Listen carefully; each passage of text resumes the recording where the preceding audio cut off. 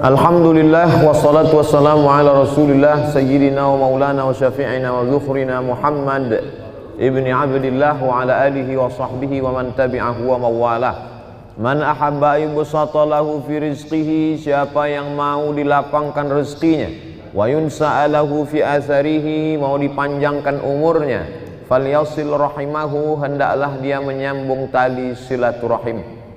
Malam ini saya masih diberikan Allah Ta'ala kesempatan untuk menyambung silaturahim dengan keluarga besar Tuan Haji Kemas Abdul Halim. Anak cucu tak dapat disebut satu persatu. Hadir pula bersama kita Sayyidi Al-Habib Profesor Dr. Sayyid Aqil Al-Munawwar. Bersama kita para habaib Sayyidi Al-Habib Mahdi bin Syihab, Habib Qasim, Ustadz Solhas, Ustadz Taqwa, Ustadz Kemas Ali, Ustadz King, dari King sampai Queen ada semua. Mudah-mudahan pertemuan kita ini pertemuan yang diridhoi Allah Subhanahu wa taala. A'udzubillahi minasyaitonir rajim. Ya ayyuhalladzina amanu, hai orang-orang yang percaya bahwa sesudah mati ini dia akan hidup lagi. Hai orang-orang yang percaya bahwa ada malaikat. Hai orang-orang yang percaya bahwa ruh itu nanti akan berjumpa lagi dengan jasad. Hai orang-orang yang percaya. Yang tak percaya tak dipanggil dalam ayat ini. Ya ayyuhalladzina amanu, hai orang-orang yang percaya bahwa Allah itu ada.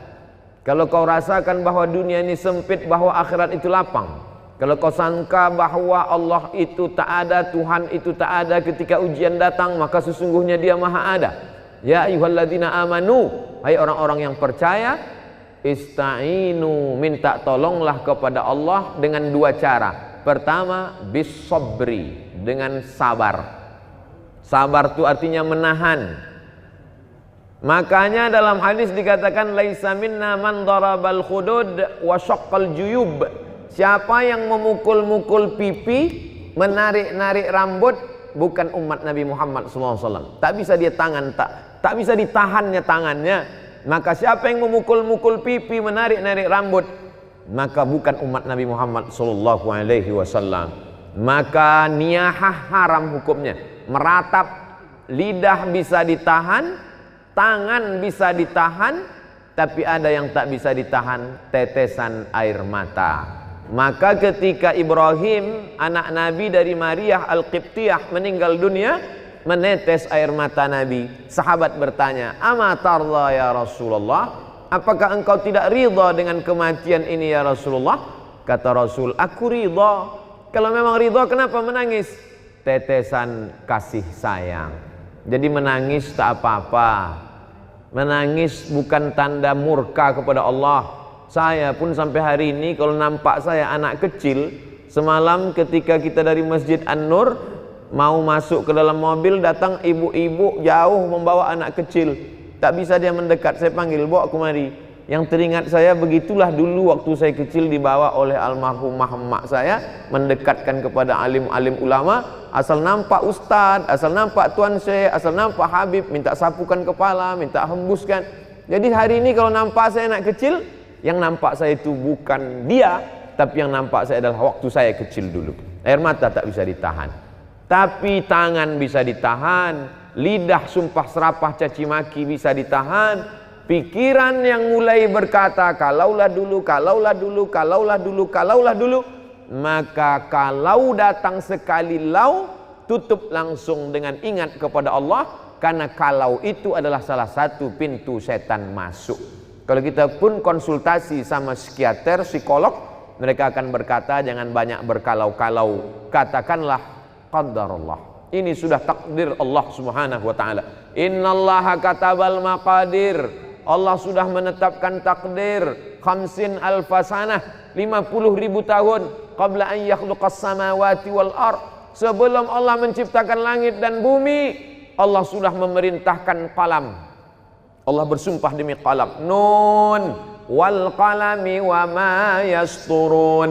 Allah suruh qalam menulis, hai qalam, tulis takdir sejak alam terkembang sampai hari kiamat. Rufi'atil aqlam, pena sudah diangkat, wa jaffatis suhuf, lembaran sudah kering. Tak ada yang bisa menolak takdir Allah Subhanahu wa taala.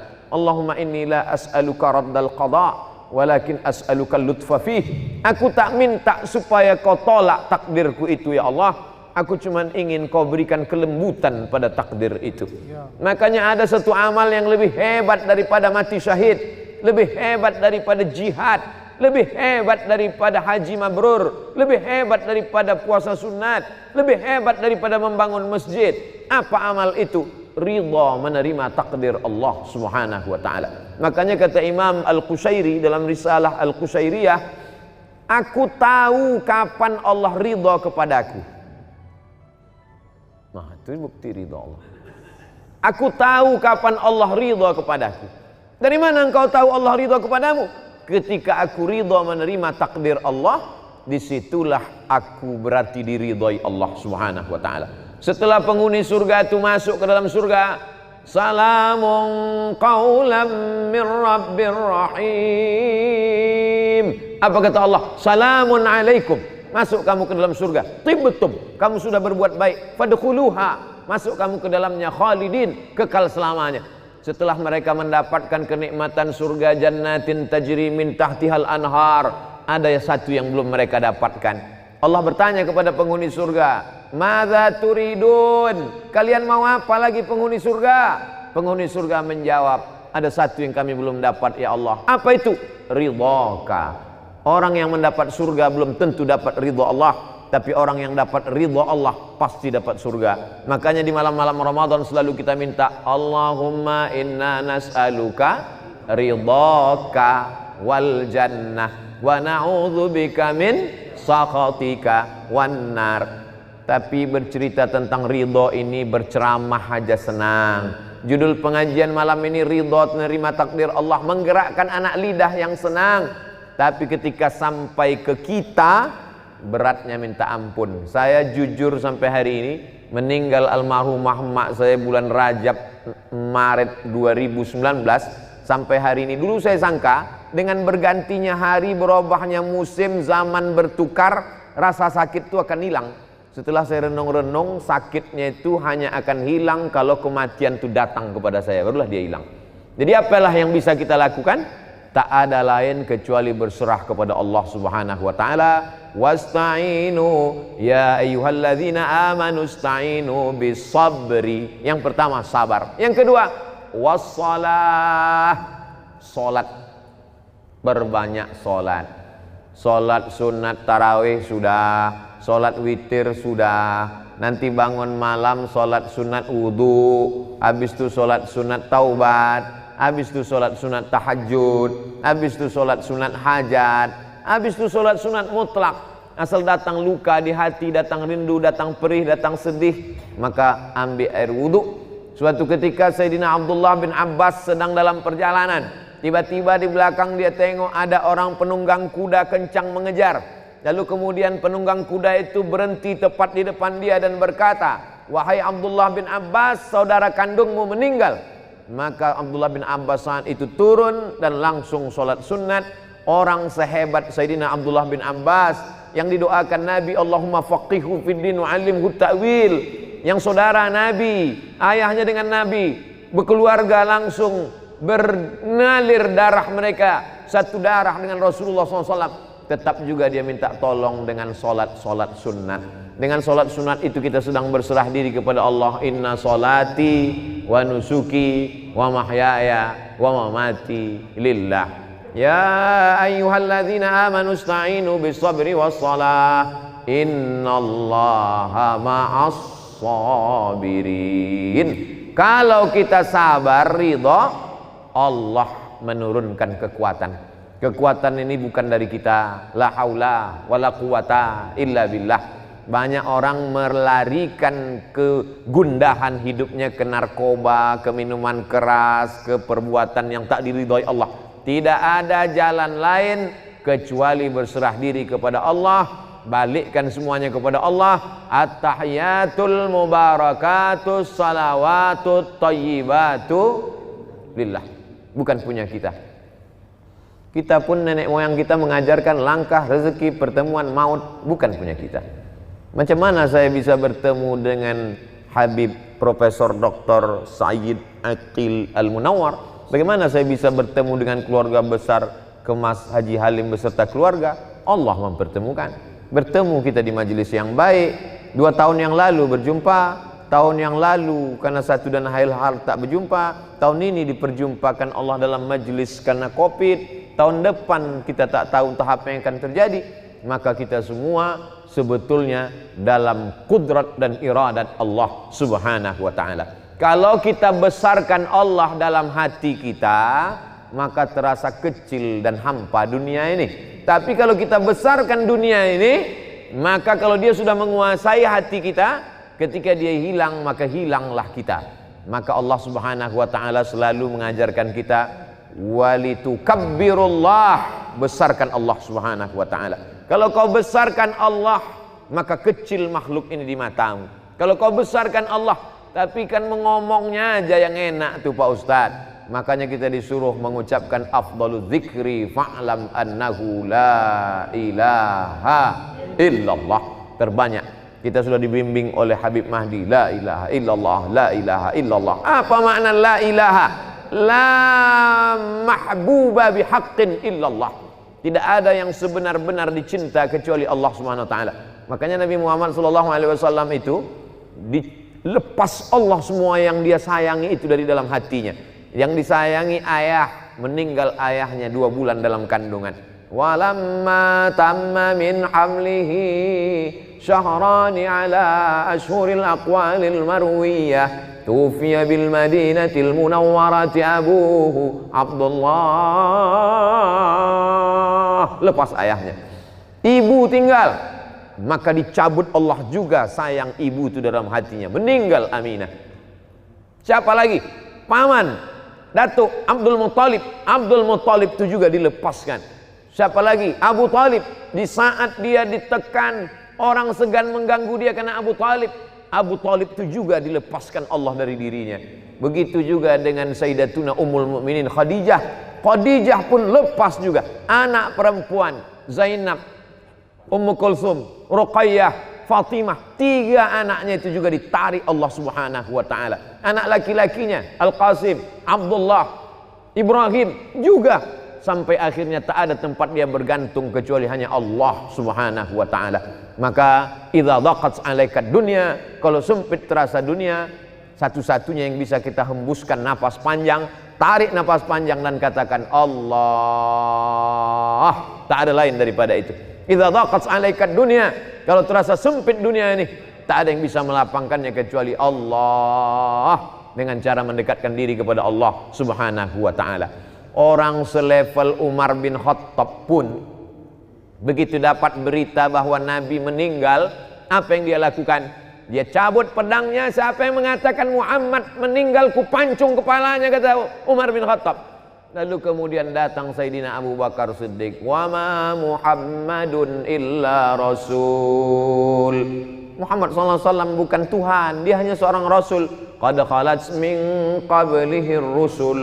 Rasul-rasul sebelum dia meninggal, Ibrahim meninggal, Musa meninggal. Afa immata, kalau dia meninggal, au qutila, atau dia dibunuh orang, inqalabtum ala aqabikum, apakah kau akan kembali kepada keyakinanmu yang lama? Mendengar ayat itu dibacakan, jatuh pedang dari tangan Sayyidina Umar ibnul Khattab. Orang yang imannya selevel Umar, yang tak berani digoda setan, tak berani menggodanya pun hilang ayat itu ketika orang terkasih tercinta itu datang. Dicabut Allah Subhanahu wa ta'ala. Saya pun mampu menyampaikan ini. Ustadz enak aja ceramah, kan bukan Ustadz yang mengalami. Betul, karena bukan saya mengalami, inilah maka saya bisa tausiah. Waktu mak saya meninggal, terdiam saya, hilang semua ayat-ayat itu, hilang semua hadis-hadis itu. Datanglah sahabat-sahabat menasihati, sabar ya, ditepuk mereka bahu saya sabar. Ternyata perlahan-lahan macam kopi yang diaduk, lama-lama dia bertenang, tapi namun hilang tetap tidak. Satu-satunya keyakinan saya bahwa sakitnya kehilangan orang tersayang itu hanya akan hilang dengan kita mati. Mati kita, barulah dia akan hilang. Namun dia hilang tidak. Lalu bagaimana cara Ustadz mengatasinya? Maka bisa kita lakukan dengan memperbanyak dekatkan diri kepada Allah. Allah berjanji, "Falya'budu rabb hadzal bait kalau kau banyak-banyak beribadah, 2 janji Allah. At'amahum min ju', kalau kau lapar dikenyangkan Allah. Masalah lapar kita udah selesai dah. Yang kedua, wa amanahum min khauf. Kalau kau takut, kalau kau cemas, kalau kau galau, maka insya Allah dihilangkannya ketakutanmu. Allah minta 1, dikasihnya 2. Allah memang selalu begitu. Allah cuma minta 1 saja. Falyabudu rabb hadzal bait. Kau hambakan dirimu hanya kepada Allah, kau beribadah hanya kepada Allah, maka kalau kau lakukan itu dikasih Allah 2. Zahir, batin. Apa zahirnya? At'amahum min ju'. Apa batinnya? Wa amanahum min khauf. Penyakit yang diderita orang modern adalah takut sama sedih. Makanya orang yang masuk surga itu digambarkan Allah sifatnya, ala inna awliya Allah la khaufun alaihim walahum yahzanun. Tak ada rasa takut dalam hatinya, tak ada rasa sedih. Apa beda takut dengan sedih? Takut menghadapi masa depan. Apa beda takut dengan sedih? Sedih terhadap masa lalu, sedih terhadap kenangan yang begitu panjang, sedih terhadap kasih sayang yang begitu dilupakan. Takut bagaimana melangkah ke masa depan. Takut dan sedih itu dicabut Allah dari hati orang-orang yang berserah diri kepada Dia. Itulah gunanya kita berserah. Kita tempelkan kening ke lantai, yang tinggi dan mulia hanya Dia. Kita katakan subhana rabbiyal a'la wa bihamdi. Aku tak ada apa-apanya. Kita duduk bersimpuh dan berkata 8 laporan kita kepada Dia. Rabbighfirli warhamni wajburni warfa'ni warzuqni wahdini wa'afini wa'fu anni. Di saat kita berserah kepada Dia, disitulah Dia akan mengembalikan kita. Sesungguhnya ujian itu Dia kasih supaya sujud kita lebih lama. Sesungguhnya ujian itu Dia kirimkan ke kita supaya doa kita lebih khusyuk. Sesungguhnya kesusahan itu Dia datangkan kepada kita. Ada seorang hamba sempat khilaf dan lupa kepada Allah, tapi Allah sayang kepada dia. Dikirimkannya 1, 2, 3 ujian sehingga balik hamba itu mendekat kepada Allah. Andai tidak lupa, tidak lalai kepada Allah, sesungguhnya di balik ujian itu Allah ingin mengangkat derajat. Andai derajat sudah diangkatnya, sesungguhnya orang itu sudah diletakkannya di surga Jannatul Firdaus. Tapi begitu dilihat amalnya kurang, maka sesungguhnya ada amal yang bisa menambah berat itu, yaitu amal sabar. Innama yuwaffas sabiruna ajrahum bighairi hisab. Orang yang sabar itu balasannya bighairi hisab, tak bisa dihitung dengan alat penghitung apapun, unlimited, hanya Allah saja yang dapat menghitungnya. Kita lanjutkan ayatnya. Wala nabluwannakum bisyai'im minal khauf, takut, wal ju', lapar, wa naqsim minal amwal, kurang harta, rugi, hilang, bangkrut, terbakar, diambil orang, wal anfus, sakit, was samarat, kemarau, paceklik, tak ada makanan, tak ada buah-buahan. Wa basyiris sabirin, berikan kabar gembira kepada orang yang sabar. Siapa itu? Alladzina idza asabathum musibah, ketika datang musibah itu kepada dia, yang keluar dari mulutnya bukan sumpah serapah caci maki, yang keluar dari mulutnya adalah inna lillahi wa inna ilaihi raji'un. Apa kata Allah di ujung? Ulaika alaihim salawatum min rabbihim wa rahmah wa ulaika humul muhtadun. Siapa yang mendapatkan salawat dari Allah? Siapa yang mendapatkan rahmat dari Allah? Siapa yang mendapatkan hidayah? Itulah orang-orang yang sanggup berkata apapun yang terjadi, dia katakan inna lillah wa inna ilaihi raji'un. Nah, setelah kita berpindah alam dengan saudara, emak, abang, saudara, tetangga, apa yang bisa kita lakukan hubungan dengan mereka? Seperti yang dilakukan Tuan Haji Alim beserta keluarga. Beliau mengumpulkan orang banyak, para habaib, para profesor, tuan-tuan guru, mengaji, maka sesungguhnya amal ini mengalir. Di antara amal yang mengalir kepada orang yang sudah meninggal dunia, yang pertama, datanglah saat kepada Nabi, ya Rasulullah, ummi matat, emakku sudah meninggal, afa atasaddaqu anha, apakah kalau aku bersedekah pahalanya sampai ke almarhumah emakku? Kata Nabi, tasaddaq, bersedekahlah saat. Ayu sadaqatu afdal, apa sedekah yang paling afdal? Kata Nabi, saqyul ma, memberi air minum. Carilah pondok pesantren yang kurang sumur bor, cari pondok pesantren yang kurang WC, toilet, kamar mandi. Mengalirlah pahalanya kepada almarhum almarhumah. Mandi, buang air kecil besar anak-anak santriwan santriwati di sana, mengalir kepada yang sudah meninggal. Mengalir pula rahmatnya ke hati kita, lapanglah dada kita menerima segala kesulitan hidup. Tidak ada cara lain kecuali itu saja. Lalu kemudian yang kedua adalah mengirimkan doa. Ketika Sayyidatuna Aisyah lewat di makam Baqi, kata Nabi, kalau kau lewat jangan diam saja, doakanlah mereka. Apa doanya? Assalamualaikum ya ahlad diyar minal mu'minin wa inna insyaallah bikum lahiqun yarhamullahul mustaqdimina wal mustakhirin nas'alullaha lana wa lakumul afiyah. Tapi doakan putus Pak Ustadz. Orang kalau sudah meninggalkan putus. Iza mata ibnu Adam inqata'a amaluhu. Kalau anak Adam sudah meninggal maka putuslah amalnya. Yang putus itu amal dia. Orang meninggal itu amalnya putus. Itu pun tidak semua amal dia putus. Kata Syekh Muhammad Mutawalli Asy'arawi ketika dia dibantah tentang wali-wali bisa mendoakan orang hidup. Kata Syekh Muhammad Mutawalli Asy'arawi, waktu Nabi Muhammad Isra Mi'raj, dia berjumpa dengan Nabi Musa. Nabi Musa sholat di kuburnya. Nabi Ibrahim jadi makmum, mereka sholat di Masjidil Aqsa. Kalau begitu orang meninggal itu pun tetap sholat, dan sholat itu doa. Lalu apa makna hadis inqata'a amaluhu? Yang maksud putus di situ adalah amal taklifi, amal beban wajib. Adapun orang meninggal masih tetap bisa beribadah kepada Allah, maka Nabi Musa beribadah. Nabi menjadi imam, makmumnya Nabi yang sudah meninggal, mereka tetap beribadah. Maka wali-wali Allah tetap mendoakan kita. Maka kita berziarah ke makam wali-wali Allah. Allahumma inni natawassalu ilaika bi awliyaika salihin. Imam Syekh Abdullah bin Siddiq Al-Ghumari menulis kitab tentang itu, tentang bertawassul dengan orang-orang soleh dan wali-wali Allah. Jadi yang dimaksud dengan putus itu adalah amal taklifi. Mereka tak wajib lagi salat, mereka tak wajib lagi puasa Ramadan, tapi amal mereka tetap terus. Wali-wali Allah, Imam Al-Haddad, para ulama, para habaib tetap mendoakan orang-orang yang masih hidup. Lalu kemudian yang dimaksud dengan inqata'a amaluhu, orang yang meninggal itu amalnya putus, amal taklifi. Adapun amal kita maka masih tetap mengalir kepada orang meninggal dunia. Kalau putuslah amal kita kepada mereka, tak ada sholat jenazah, karena sholat jenazah itu adalah amal orang hidup untuk orang meninggal dunia. Kalau ada orang mengatakan Fatihah yang kita baca tak sampai pada orang meninggal dunia, berarti nanti waktu sholat jenazah Allahu Akbar tak pakai Fatihah karena tak sampai.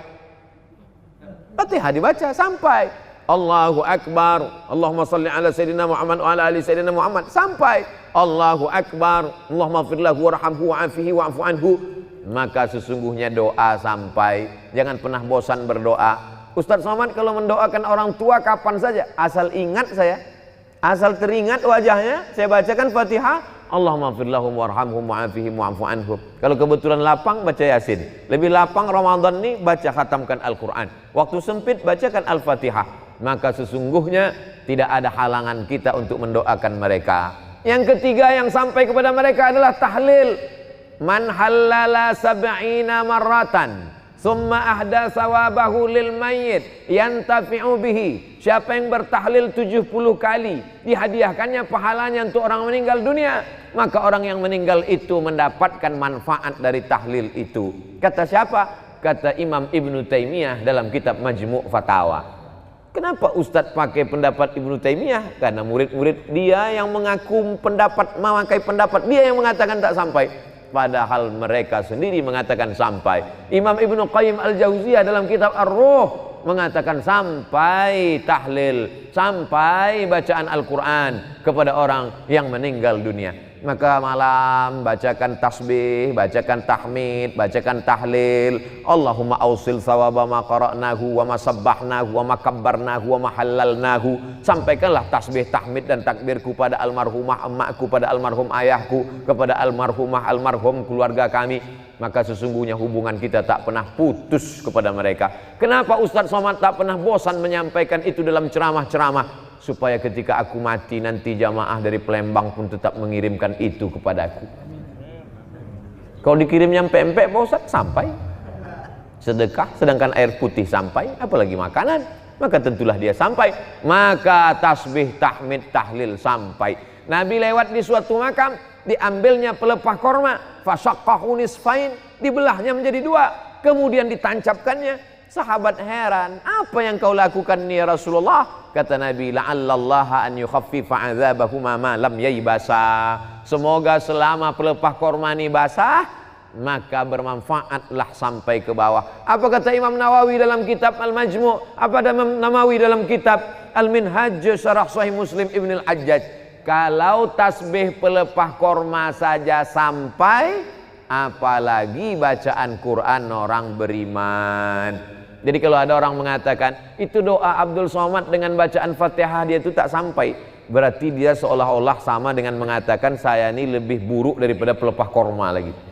Tak sampai pula bacaan kita. Maka ini semuanya dalil-dalil. Sudah kita sebutkan ayatnya, dalilnya, ungkapan ulama, tak juga dia percaya.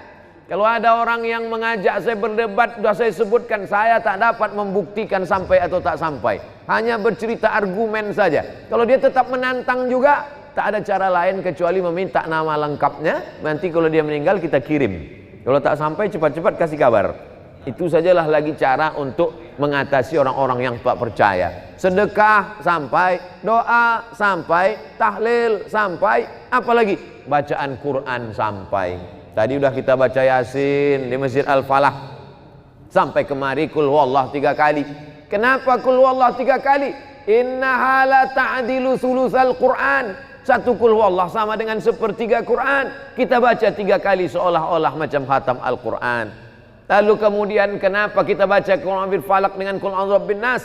Kata Nabi sallallahu alaihi wasallam, kalau dibaca pangkal Al-Baqarah, ujung Al-Baqarah, Al-Mu'awwidhataini, maka cukuplah itu sebagai sebuah amalan. Tapi yang paling afdalnya adalah wa in khatimul Qur'ana fahuwa hasanun, kata Imam An-Nawawi dalam kitab Al-Azkar. Seelok-elok, sebagus-bagusnya dikhatamkan Al-Quran. Habis sholat subuh 2 lembar, habis zuhur 2 lembar, habis maghrib 2 lembar, habis isya 2 lembar, habis tahajud malam 2 lembar, 1 hari 10 lembar, 1 juz 30 malam, maka dapatlah kita menghadiahkan pahala-pahala bacaan Al-Quran. Sedekah sampai, doa sampai, tahlil sampai, bacaan Quran sampai, apalagi yang sampai kepada mereka?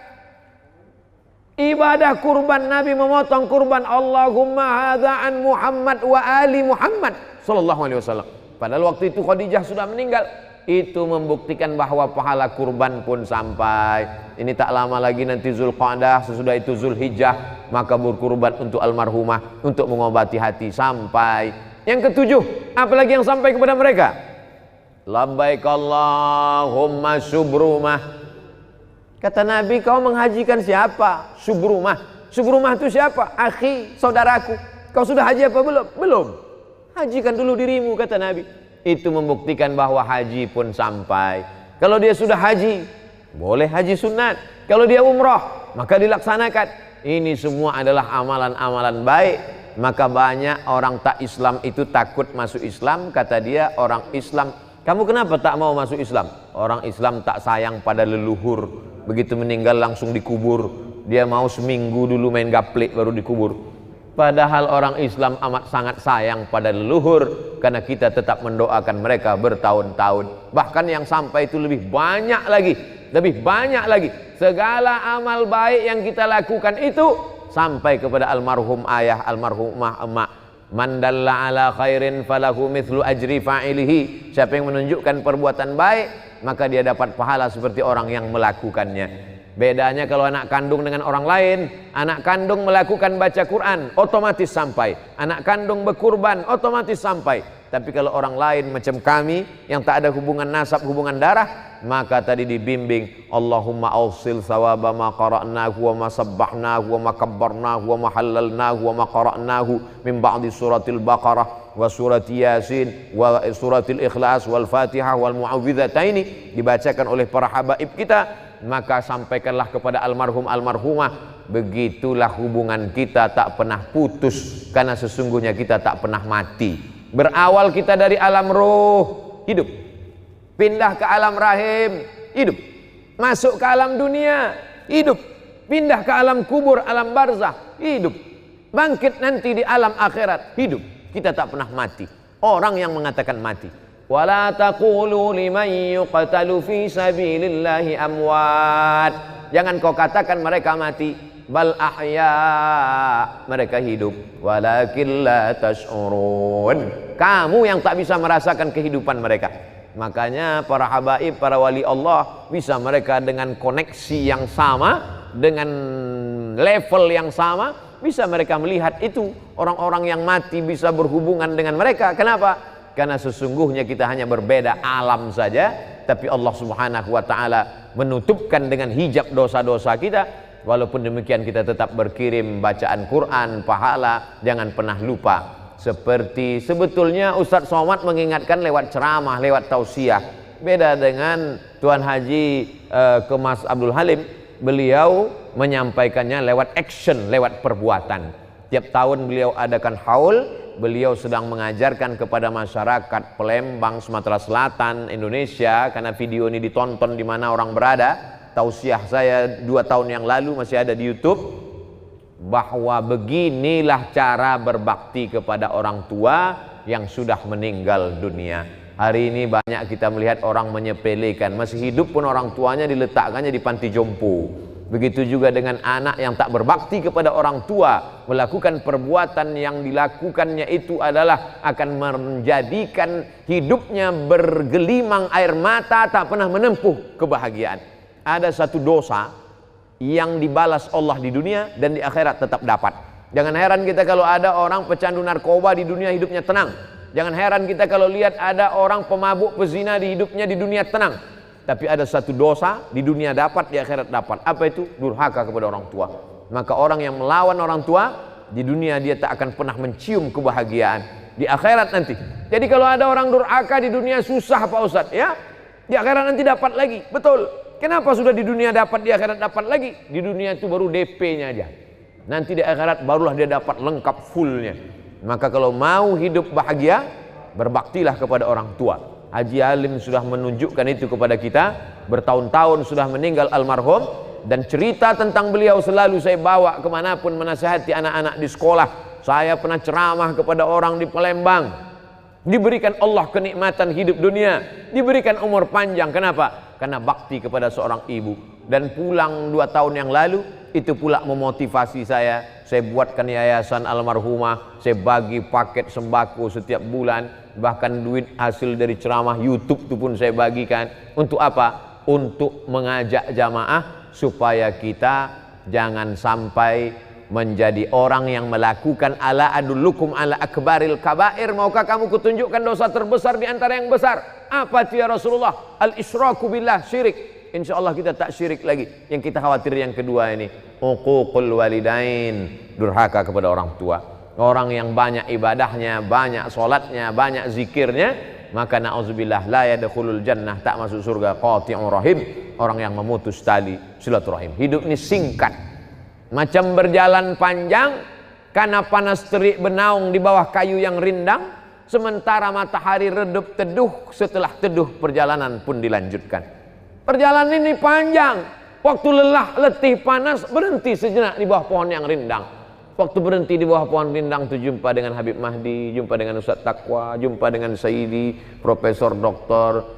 Sayyid Aqil Al-Munawwar, jumpa dengan Haji Alim. Ini sedang di bawah pohon rindang sejenak, sementara matahari redup. Nanti matahari redup, perjalanan pun akan berlanjut. Tak siapa yang lebih dulu di antara kita, tapi andai kematian itu lebih dulu ke saya, maka saya tak pernah bersedih. Kenapa? Karena semua orang Palembang pasti akan mengirimkan Fatihah, tahlil dan doa untuk saya. Saya yakin itu. Saya WA dengan Ustadz Taqwa, saya bilang kalau saya meninggal di Pekanbaru, antum jangan datang, saya bilang. Dia tanya, kenapa? Karena tanganku tak bisa menghapus air matamu. Kita ini tidak tahu. Kalaulah kematian itu datangnya setelah sakit, betapa banyak orang sehat mati mendadak. Lalu yang paling baik itu apa? Bersiap-siap. Saya kalau tidur malam, saat mengatakan Bismika Allahumma ahya wa amut, saya sudah siap bahwa nanti kalau buka mata, pertanyaannya marrab buka. Tiba-tiba saya buka besok, Oh, belum lagi, masih ada jadwal ceramah. Sehingga kalau kita tarawih malam ini seolah-olah ini tarawih terakhir. Sehingga seolah-olah kalau kita berjumpa kita akan tetap semangat. Kenapa? Karena ini pertemuan terakhir. Sehingga kalau kita bersilaturahim dengan kawan-kawan kita, kita akan semangat. Kenapa? Kita anggap itu pertemuan terakhir. Bahwa besok pagi masih hidup berarti bonus. Begitulah setiap hari. Itu akan membangkitkan semangat kita untuk tetap beramal. Sallu salatal muwaddi'. Salatlah engkau seakan-akan salat terakhir. Puasalah seakan-akan puasa terakhir. Bersilaturahimlah seakan-akan silaturahim terakhir. Itu membangkitkan kita terus bersemangat. Mengingat mati bukan kita kehilangan etos kerja. Mengingat mati bukan berarti berputus asa. Dengan mengingat mati justru kita makin semangat untuk beramal soleh. Itulah yang dapat saya sampaikan pada kesempatan yang baik dan mulia ini. Lebih kurang 40 menit kebersamaan kita bernilai amal soleh. Aqulu qawli hadza astaghfirullah li wa lakum. A'tadir ala kulli taqsir. Tak layak saya bicara di depan guru-guru kita, habaib kita semua. Allah memaafkan silap salah saya. Wassalamualaikum warahmatullahi wabarakatuh.